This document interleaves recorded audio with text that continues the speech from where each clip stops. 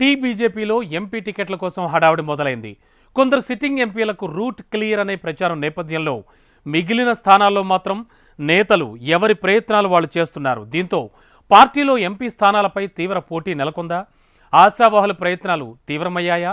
కాషాయ పార్టీ నుండి టికెట్ దక్కించుకుంటే గెలుపు ఖాయమని భావిస్తున్నారా?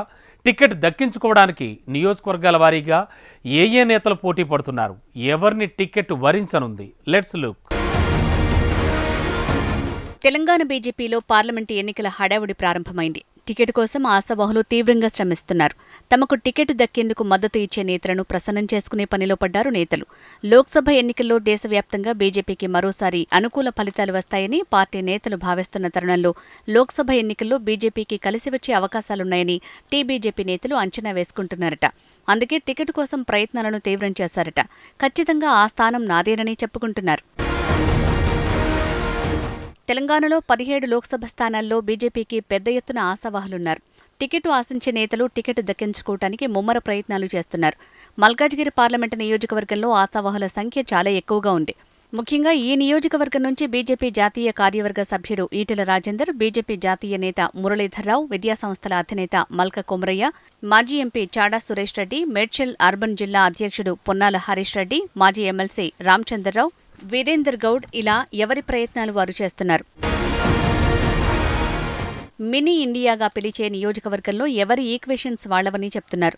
తెలంగాణ రాష్ట్రం ఏర్పడిన తర్వాత వరుసగా 2 లోక్సభ ఎన్నికల్లో మల్కాజిగిరి పార్లమెంటు నియోజకవర్గం నుంచి రెడ్డి సామాజిక వర్గానికి చెందిన అభ్యర్థులే గెలిచారు. కాబట్టి ఈ నియోజకవర్గం రెడ్డి నేతలకు కలిసొస్తుందని రెడ్డి నేతలు లెక్కలేస్తున్నారు.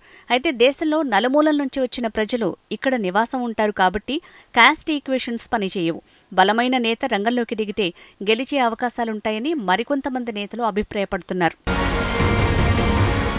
ఇక సికింద్రాబాద్ స్థానం నుంచి బీజేపీ రాష్ట్ర అధ్యక్షుడు, సిట్టింగ్ ఎంపీ, కేంద్ర మంత్రి కిషన్ రెడ్డి మరోసారి బరిలోకి దిగబోతున్నారు.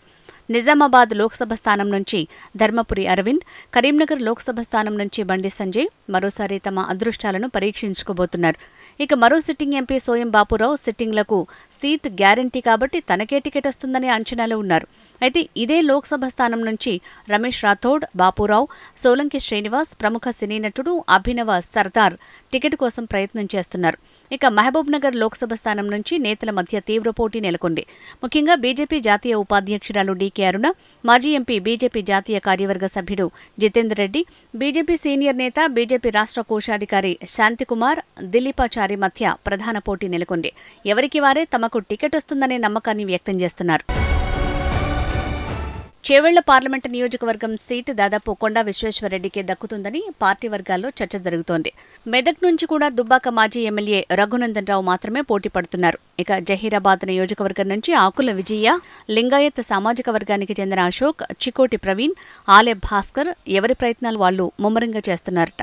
వరంగల్ లోక్సభ స్థానం నుంచి యువనేత కడియం కళ్యాణ్, చింత సాంబమూర్తి, రిటైర్డ్ ఐపీఎస్ అధికారి కృష్ణప్రసాద్ పోటీ పడుతున్నారు. నాగర్ కర్నూలు నియోజకవర్గం నుంచి బీజేపీ రాష్ట్ర ప్రధాన కార్యదర్శి బంగారు శృతి, బీజేపీ జాతీయ ఎస్సీ కమిషన్ మాజీ సభ్యుడు రాములు పోటీ పడుతున్నారు. పెద్దపల్లి లోక్సభ నుంచి గతంలో పోటీ చేసిన బీజేపీ జాతీయ ఎస్సీ మోర్చా కార్యదర్శి ఎస్ కుమార్ టికెట్ ఆశిస్తున్నారు. అయితే కుమార్తో పాటుగా ఇంకా ఎవరైనా కొత్తవారు తెరపైకి వచ్చే అవకాశాలున్నాయని పార్టీలో చర్చ జరుగుతోంది.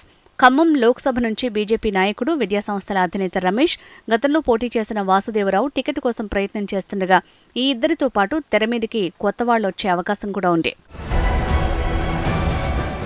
మహబూబాబాద్ నియోజకవర్గం నుంచి ఎస్టీ మోర్చా మాజీ అధ్యక్షుడు హుస్సేన్ నాయక్తో పాటు ఎవరైనా కొత్త వ్యక్తులకు టికెట్ వచ్చే అవకాశం ఉన్నట్టు తెలుస్తోంది. భువనగిరి నియోజకవర్గం నుంచి మాజీ ఎంపీ బూర నర్సయ్య గౌడ్, బీజేపీ రాష్ట్ర ఉపాధ్యక్షుడు మనోహర్ రెడ్డి, రాణి రుద్రమ పోటీ పడుతున్నారు. నల్గొండ పార్లమెంటు నియోజకవర్గం నుంచి నేతలు పోటీ పడుతున్నప్పటికీ బలమైన అభ్యర్థుల కోసం పార్టీ అన్వేషిస్తోంది. హైదరాబాద్ పార్లమెంటు నియోజకవర్గం నుంచి గతంలో పోటీ చేసిన భగవంతరావుతో పాటుగా ఇంకా ఎవరైనా కొత్త నేతలు తెరమీదికి వచ్చే అవకాశాలు ఉన్నట్లు పార్టీ వర్గాల్లో చర్చ జరుగుతోంది. మొత్తానికి లోక్సభ బరిలో దిగటానికి కాషాయ నేతలు పోటాపోటీగా ఢీ అంటున్నారు. మరి టికెట్ ఎవరికి దక్కుతుందో వెయిట్ అండ్ వాచ్.